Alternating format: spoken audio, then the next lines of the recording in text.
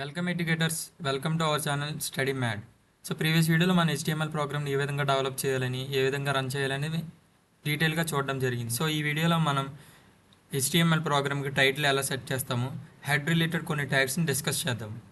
So మనం ఏదైనా ఒక వెబ్సైట్ని ఓపెన్ చేసామంటే అది ఈ విధంగా కనిపిస్తుంది. సో యూట్యూబ్ అనే ఒక వెబ్సైట్ని ఓపెన్ చేసామంటే ఓపెన్ చేయగానే ఈ విధంగా కనిపిస్తుంది. సో ఇక్కడ చూసారా, యూట్యూబ్ యాహో ఇండియన్ సెర్చ్. సో దీన్ని మనం టైటిల్ అంటాం. సో ఈ టైటిల్ మనం HTML ప్రోగ్రామ్కి ఎలా సెట్ చేస్తామనేది ఇప్పుడు చూద్దాము. సో మనం ప్రీవియస్గా డెవలప్ చేసిన HTML ప్రోగ్రామ్ తీసుకుందాము. మనం టైటిల్ అనేది హెడ్ ట్యాగ్లో ఇంక్లూడ్ చేయాలి. సో టైటిల్ అనే నేమ్ ట్యాగ్ తీసుకుని ఆ టైటిల్ అనే ట్యాగ్ని క్లోజ్ చేయాలి. సో ఈ మధ్యలో మనకి ఏం టైటిల్ కావాలో టైటిల్ని ఇంక్లూడ్ చేసుకోవాలి, స్టడీ మ్యాడ్. సో మనం సేవ్ చేద్దాము. సేవ్ చేసి మన వెబ్సైట్కి ఆ టైటిల్ నేమ్ అనేది వచ్చిందా లేదో చూద్దాము. సో ఇది మన ఫస్ట్ ప్రోగ్రాము. ఏదైనా మోడిఫికేషన్ చేసామంటే మనం రీఫ్రెష్ చేస్తే కానీ మన వెబ్సైట్లో మోడిఫికేషన్స్ జరగవు. సో అందుకని మనం రీఫ్రెష్ చేద్దాము ఇప్పుడు. సో స్టడీ మ్యాడ్ అనేది ఇక్కడ టైటిల్ అనేది మారడం జరిగింది. ఈ విధంగా మనం HTML ప్రోగ్రామ్కి టైటిల్ అనేది సెట్ చేసుకోవచ్చు. సో మనం ఇప్పుడు ఏదైనా ఒక వెబ్సైట్ని ఓపెన్ చేస్తే, సో ఫర్ సపోజ్గా యూట్యూబ్ చూద్దాం. సో యూట్యూబ్ని ఓపెన్ చేయగానే ఇక్కడ వై సింబల్ ఉండేది కనిపిస్తుంది కదా. సో ఆ ఇమేజ్ని మనం ఫేవికాన్ అంటాము. సో ఈ ఇమేజ్ని ఇప్పుడు ఎలా సెట్ చేసుకోవాలనేది మనం చూద్దాము. సో ఇప్పుడు మనం ఫేవికాన్ని ఎలా ఇంపోర్ట్ చేస్తామో చూద్దాము. సో ఫేవికాన్ ఇంపోర్ట్ చేయడానికి మన లింక్ అనే ట్యాగ్ని తీసుకోవాలి.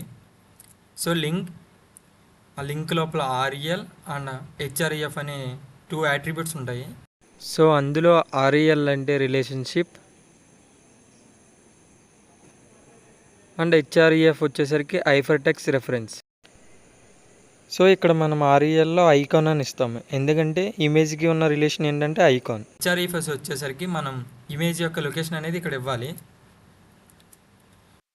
సో దానికోసం మనం ఒక ఇమేజ్ని డౌన్లోడ్ చేసుకుందాం.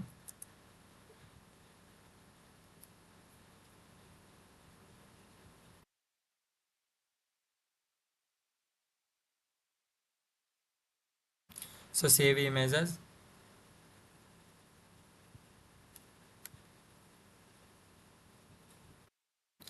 సో మనం ఈ HTML ప్రోగ్రామ్ని ఎందులో అయితే డెవలప్ చేసామో ఆ లొకేషన్లోనే మనం సేవ్ చేద్దాం. image1 అనే నేమ్ ఇచ్చాము.